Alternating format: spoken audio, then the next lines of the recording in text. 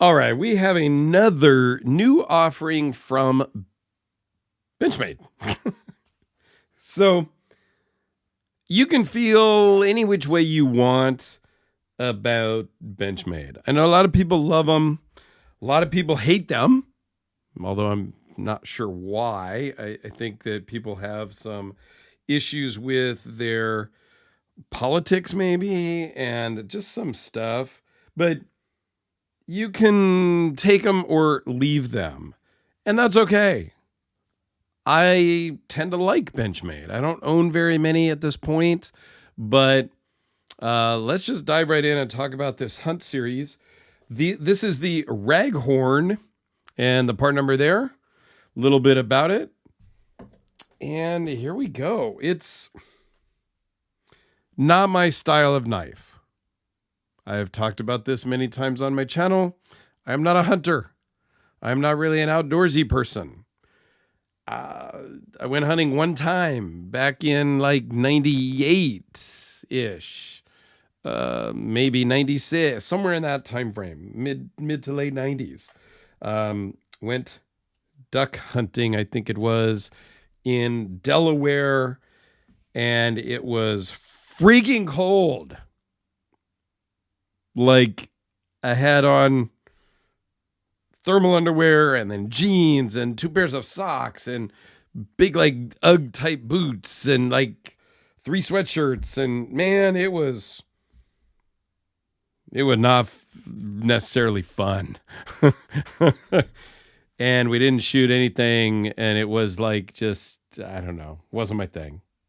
Only opportunity I had to go hunting. I kind of wished I'd gone hunting other times, but I didn't grow up in that world or anything. So I don't know if this is a great hunting knife or not a great hunting knife. So let's just dive right into the specs, talk about what it is. And then I'm going to ask all of you hunter folks who have been great on some of my other hunting knife videos of commenting and giving me your input, because that's what I would love, because I think that's what the community wants. And yeah, I'm kind of trying to build a community, I guess. I don't know. I don't really think about it that way sometimes. But the interaction on the last, I think it was the Benchmade tag out video, I got a lot of comments from hunters and stuff, and that was awesome. And I appreciate it. So thank you. So this is the Benchmade Raghorn. It was loaned in from Gil over at Wild About Sporting Goods. Link to his channel will be down below. You get 10% off. Use the promo code, all that good jazz. Retails are $420. It's listed on the Wild About Sporting Goods sites for $378. You get 10% off the $378. All right. Overall length is 8 7/8. The blade from the edge of the scale to the tip is 4.65 with a 4-inch cutting edge. It is 0.017 behind the edge.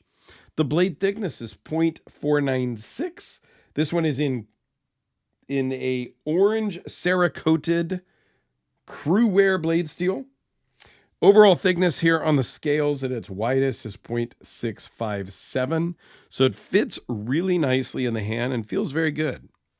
Okay. The knife alone weighs in at 3.6 ounces. Add in the Boltron sheath, and the entire package is 5.1 ounces. Okay. Orange Cerakote is great. I love the pop of orange on the, we won't call them pivot collars, but on the hardware collars. I think that's cool, and it ties it in pretty good. It's not an exact color match, but it's Cerakote versus probably anodized aluminum. And since there is a bit of a separation, looks pretty good to me, and I like that. Carbon fiber scales, of course, sandwiched. And then you've got kind of this ripply effect on the top of the blade, if it would focus. I don't know that that's necessary. It does not really aid much in the grip. And so I don't know. I think if you are really using this for hunting, it's going to give a lot of area for gunk to get in there, blood and guts and meat and whatnot. So I think that might just be more of a nuisance than anything else. The orange color, I like orange like everybody, just as much as the next guy, if you will, but I don't know about these orange blades. I don't know. This is the first production version of this. It's got a little bit of jimping up here on the top for finer detail work, I guess, and some slight jimping up here in a normal spot. Some jimping on the side here so you can give it kind of a squeeze grip and do some work. Okay, cool. It does have Benchmade's 14-degree select edge. So each side of the final grind is at 14 degrees.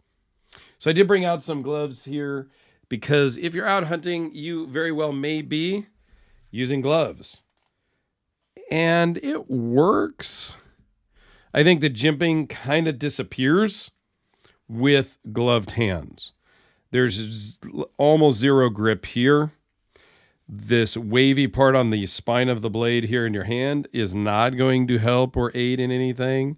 So once you put gloves on, it would need to be much more aggressive jimping if that was the point of it. So I don't know. All in all, it is a pretty cool blade. It is fairly thin, not super flexible like a boning knife or anything like that. It's pretty solid blade. It does feel good in the hand, and it's kind of cool.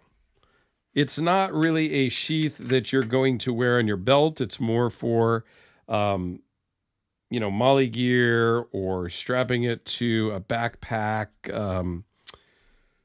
strap or something like that. And it's really just more to protect the knife in your bag or whatnot. So just to give you a couple of quick size comparisons, here it is with the Sharpie with the Kubi KB237. How about the Spyderco Delica that most people are aware of?